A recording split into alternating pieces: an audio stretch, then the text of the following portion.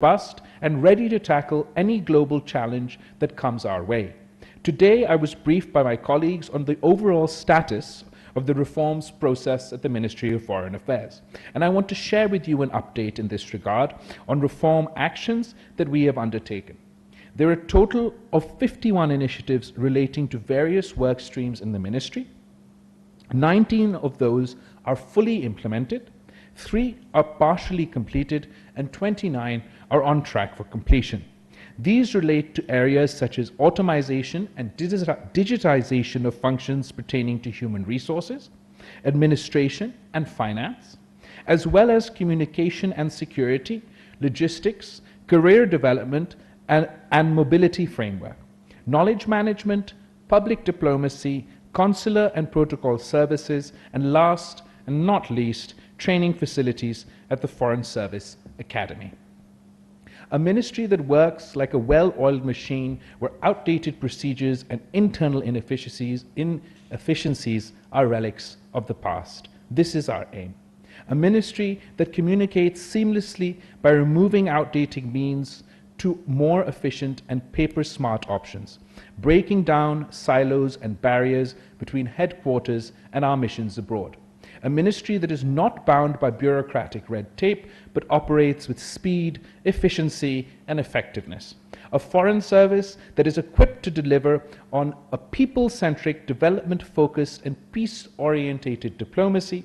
We have achieved remarkable milestones in recent times.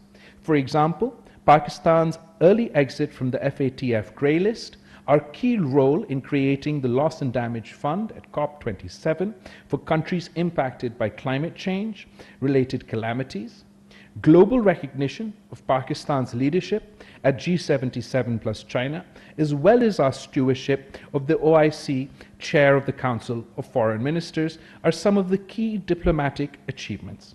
Bilaterally, we have reinvigorated our relationships, broken barriers, and formed new partnerships. To maintain our leadership, we must embrace the future.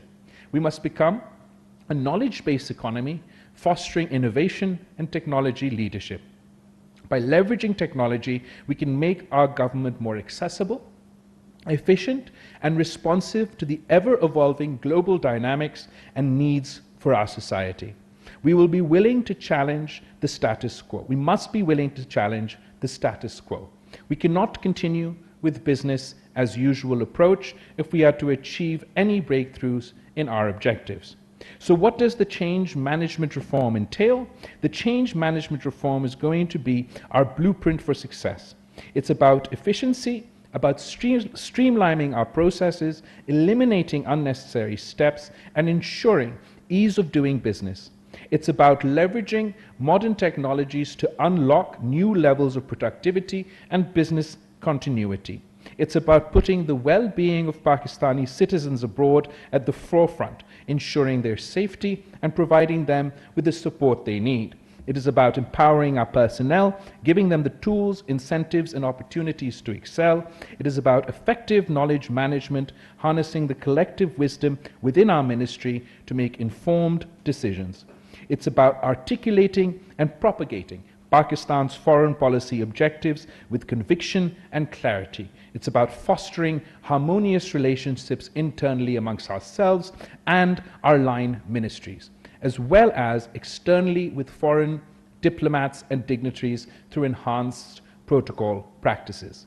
It's about optimizing consular services, providing prompt assistance to our citizens wherever they may be. It's about improving the conditions of services, including harmonizing the salaries and allowances of the Ministry of Foreign Affairs at headquarters and abroad.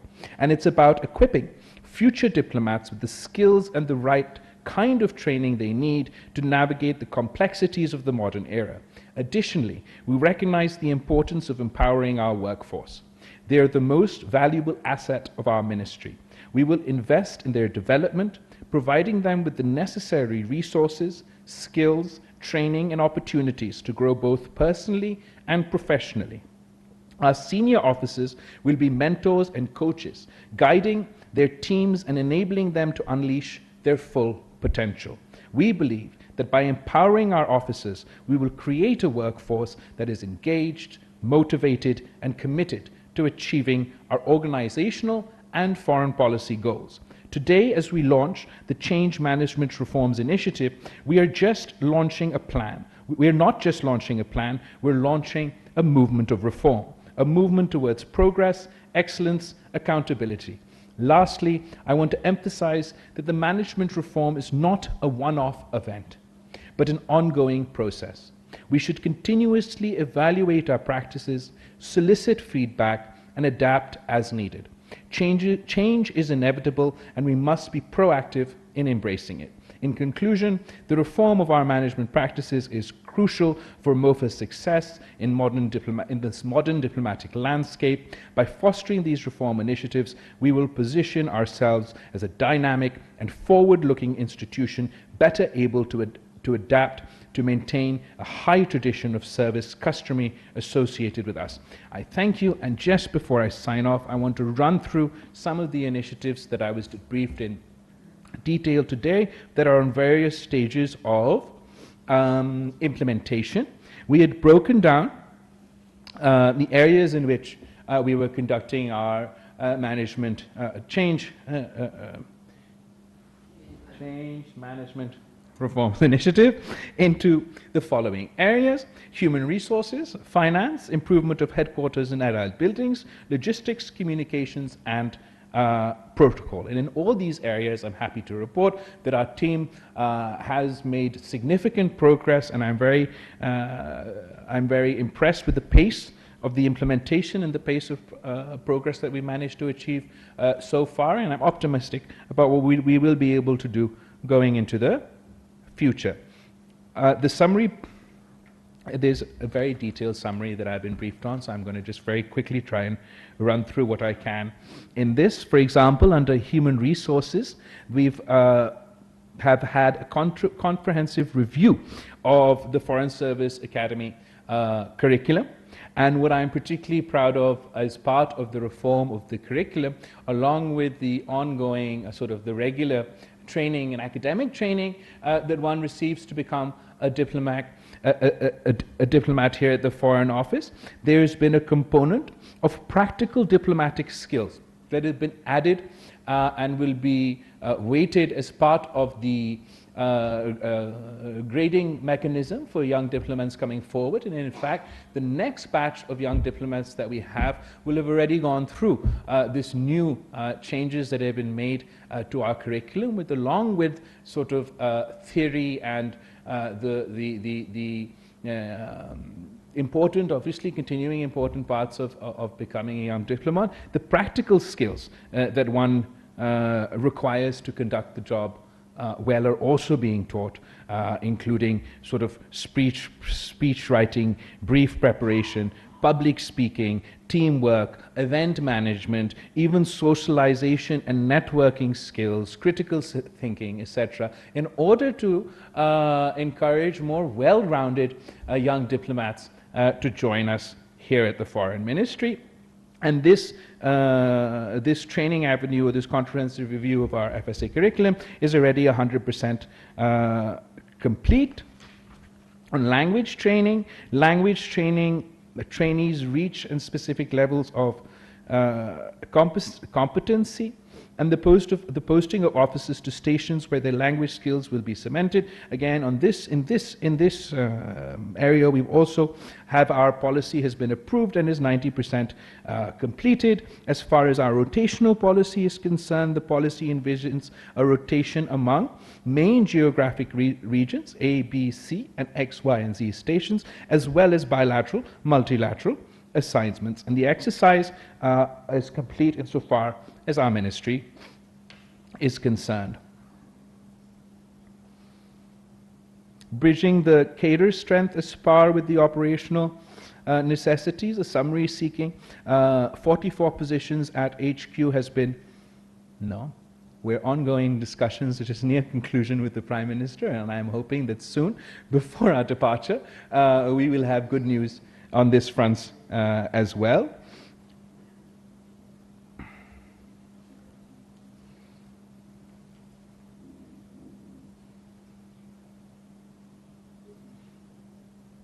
We've also started training modules for the various categories of our staff here at MOFA, and to include training modules for our security guards, for our drivers, for our officials who deal with IT.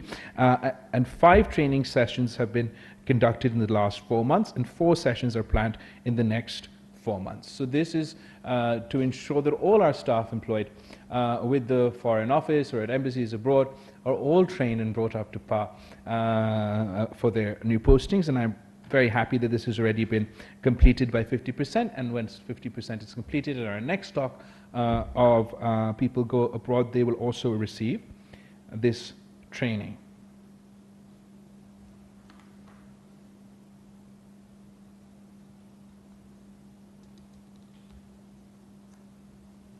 Sorry, I'm just going through quite a few. Okay, key performance indicators. This is something that we felt was important for our missions abroad, that we have key performance indicators for everyone that has been stationed out there, and we have a relatively quantitative way to judge an ambassador's or a diplomat's performance while they've been abroad. And our key performance indicators have been approved. We've got, say, 90% of the work on this is already done, and there's just some fine-tuning that needs to be completed. But this we thought was important, more as a terms of reference as well as a means to gauge the performance of our officers. So as a set of TORs, our young officers, everybody going abroad, will now have a little bit more of a little bit more specific job description, but exactly what we're looking for in their performances, and they'll have a benchmark to not only for us to compare their performance, but compare their performance with their peers, and I think that's important. Digitization is also an area where we've made a lot of progress, and we introduced a human resources management system for more effective human resources and career planning. The system has already been designed, data entry in respect to offices has been completed, hosting facility at the NTC has been arranged, and the issuance of individual officers' IDs and passes are being generated by NITB. In phase 2, staff will be included in the HRMS system. So this is also our digitization initiative, particularly for human resource management, is also something that we managed to complete, and that we believe is very important. It leads us not only towards a paperless system, but again, it's important for quantitative analysis of people's performance. We've had financial issues consistently at the ministry, and I'm happy to report that we've managed to overcome them. Finance division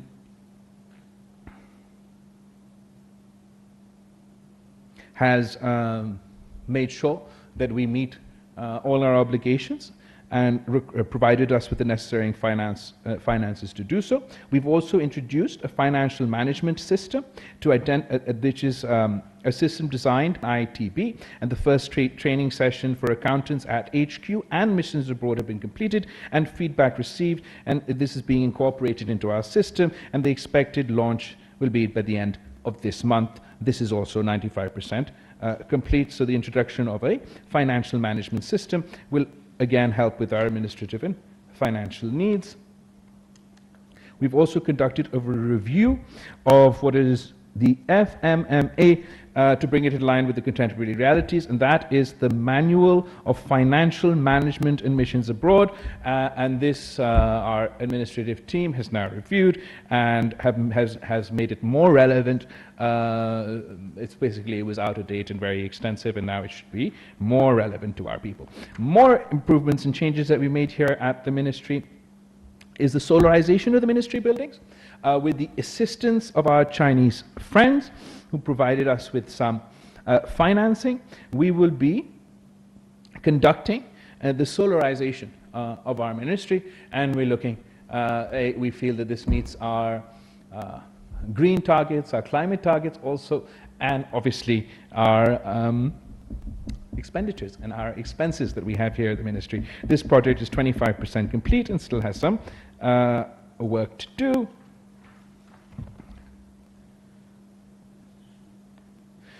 We've also reviewed our communications, internal and external, particularly from a security standpoint to the secure transmission of confidential and restricted messages. 2 separate options have been developed: a secure covert comms based system and a file encryption device. And this is also 100% complete, and around 20% of our missions have received it already, with the others waiting to do so in the near future. And then we've also, to ensure secure transmission of our ordinary correspondent, we've got a special email service that is used by many government entities, including the ISI and NTC, and we've also made movement and progress on this front as well. I mean, there's quite a few that I could, keep going on. In fact, I will keep going on.